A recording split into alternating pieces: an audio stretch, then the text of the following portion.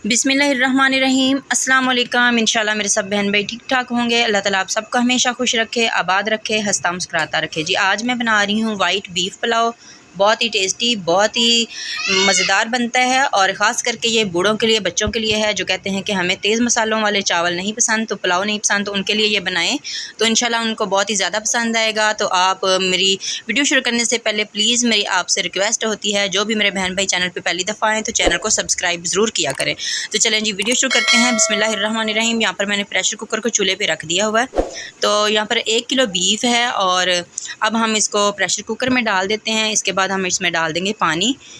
तो 2 गिलास बड़े हम भर के इसमें पानी के डाल देंगे और इसको हमने गलाने के लिए प्रेशर कुकर को चलाना है, तो इसलिए पानी हम ज़्यादा नहीं डालेंगे, 2 गिलास ही डालेंगे। अगर आप प्रेशर कुकर के बगैर बना रहे हैं तो आप इसमें 4 गिलास पानी डालिएगा। तो अब यहाँ पर इसमें डाल देते हैं नमक। तो नमक हम पहले इसमें कम डालेंगे, उसके बाद हम चेक कर लेंगे, उसके बाद हम इसमें नमक और डालना पड़ेगा तो डाल लेंगे। तो पहले मैं इसमें डाल रही हूँ 2 चम्मच भर के, टीस्पून के हिसाब से मैं इसमें नमक डाल रही हूँ। तो अब इसको ढक देते हैं एक बार। तो साथ ही हम इसमें बाकी की जो चीज़ें हैं वो भी डाल लेते हैं। इसको मैंने थोड़ी देर के लिए इसी तरह से पका लिया है और अब मैंने बाकी के जो मसाले हैं, लहसुन और अदरक है, 1 इंच का टुकड़ा अदरक का लिया है और 7 से 8 अदद मैंने जवे लहसुन के लिए हैं और 4 अदद प्याज है, इनको मोटा मोटा काट लिया, ये इसमें डाल देंगे। साबुत ही मैंने लहसुन डाल दिया है और साबुत ही अदरक डाल दिया है। तो अब हम प्रेशर कुकर को बंद कर देंगे और इसको 20 से 25 मिनट तक हम इसको गला लेंगे। तो आप बीच में चेक कर लें, अगर आपका गोश्त जो है वो जल्दी गल जाए तो आप इसमें कम टाइम भी लगा सकते हैं। तो यहाँ पर देखिए मैंने प्रेशर कुकर को खोल लिया है और मैंने इसको पतीले में डाल दिया है। तो कुकर से मैंने इसको निकाल कर पतीले में डाल दिया। अब हम इसमें इसको पका लेते हैं यहाँ तक कि इसकी जो यखनी है हम इसमें खुश्क कर लेंगे। तो यहाँ पर मैं इसमें डालूँगी काली मिर्च डाल रही हूँ इसमें। आप इसमें वाइट जो मिर्च होती है वो भी आप इसमें डाल सकते हैं। तो मैं 2 चम्मच बड़े वाले भर के डाल रही हूँ, तो इससे बहुत ही अच्छा टेस्ट आएगा और खाने में बहुत ही जायकेदार होगी। तो अब हम इसको एक बार मिक्स कर लेते हैं। तो यकीन करें ये वाला आप पुलाव बनाएंगे ना तो इंशाल्लाह आप कहेंगे कि वाकई ये बहुत ही मज़े का है। तो अदरक का जो काम है वो ख़त्म हो चुका है, अब इसको निकाल देते हैं। तो साथ ही हम थोड़े से इसमें खड़े मसाले डालेंगे। मैं ज़ीरा बिल्कुल नहीं डाल रही, अगर आप ज़ीरा डालना चाहते हैं तो डाल सकते हैं। तो दालचीनी के मैंने टुकड़े लिए हैं 2 से 3 अदद, 1 बादियान का फूल लिया है, 4 से 5 अदद लौंग लिए हैं, ये इसमें डाल देते हैं। और 1 मैंने लिया है इसमें बड़ी इलायची। तो ज़ीरा मैं नहीं डाल रही, अगर आप ज़ीरा डालना चाहते हैं तो इसमें डाल सकते हैं। तो 1 कप भर के इसमें डाल देंगे ऑयल का। इस तरह से आपने शायद पुलाव नहीं बनाया होगा, आप इस तरीके से बनाएंगे तो आप कहेंगे वाकई ये बहुत ही आसान तरीके से बनाया है और इसको बनाना भी आसान है और उतना ही ये जायकेदार है।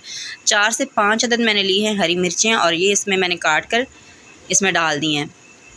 तो यहाँ पर हमारी जो यखनी है वो काफ़ी हद तक खुश्क हो चुकी है, घी भी निकल आया है और हमारा जो गोश्त है वो भुन चुका है। और ये जो गोश्त था इसमें जो हड्डियाँ थी ना वो इस तरीके से नहीं थी कि इसमें कचरा बने, बड़ी हड्डियाँ थी और इसका कचरा जो वो नहीं बनना था, इसीलिए मैंने इसी तरह से इसको रहने दिया। अगर आप छोटी हड्डी वाला गोश्त लेते हैं, अगर आपको लगे कि इसमें कचरा है तो फिर आप इसकी बोटियाँ अलग कर लें, यखनी को छान लें। तो यहाँ पर मैं चावलों के हिसाब से इसमें पानी डाल रही हूँ।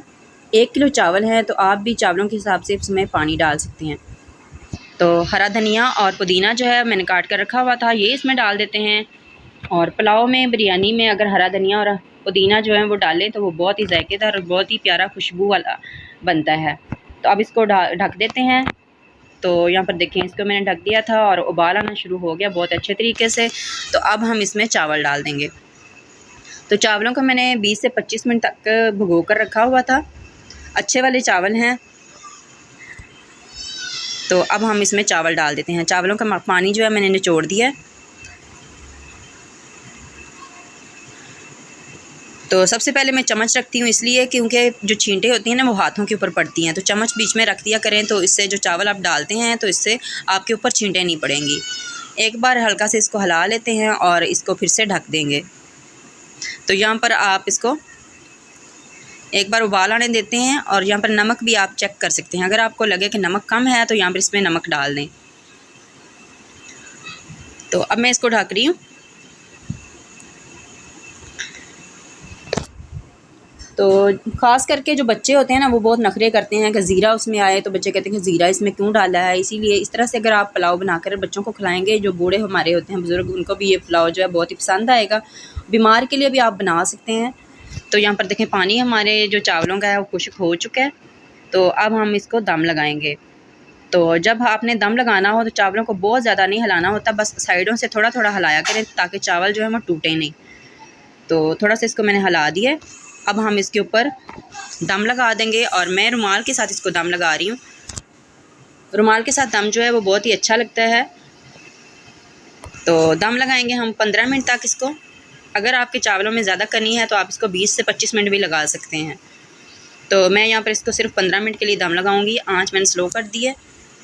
तो यहाँ पर चेक कर लेते हैं, 15 मिनट हो चुके हैं। तो माशाल्लाह बहुत ही अच्छे तरीके से इसको दम लग चुका है। तो अभी मैं आपको प्लेट में निकाल कर दिखाती हूँ कि हमारा वाइट बीफ पुलाव कैसा बना है। तो अब साइड से हम इसको निकाल लेंगे। जब भी आपने चावलों को निकालना हो तो साइड से निकाला करें, दरमियान से चम्मच चलाने से चावल जो है वो टूट जाते हैं और वो अच्छे नहीं लगते। तो अब मैं आपको प्लेट में निकाल कर दिखाती हूँ कि हमारे चावल जो कैसे तैयार हुए हैं। तो माशाल्लाह देखिए बिल्कुल बिखरे हुए, बिखरे से अलग-अलग हमारे चावल बने हैं। बहुत ही टेस्टी, बहुत ही मज़ेदार सी खुशबू भी आ रही है। तो यकीनन इंशाल्लाह आपको भी बहुत ही ज़्यादा पसंद आएंगे। आप भी लाजमी ट्राई कीजिएगा और मुझे दुआओं में याद रखा करें। मेरे चैनल को प्लीज़ सब्सक्राइब कर लिया करें जिस मेरे बहन भाई ने नहीं किया हो, और मुझे प्यारा सा कमेंट करना बिल्कुल ना भूला करें। इंशाल्लाह कल एक और वीडियो लेके आएंगे। तब तक के लिए अल्लाह हाफिज़।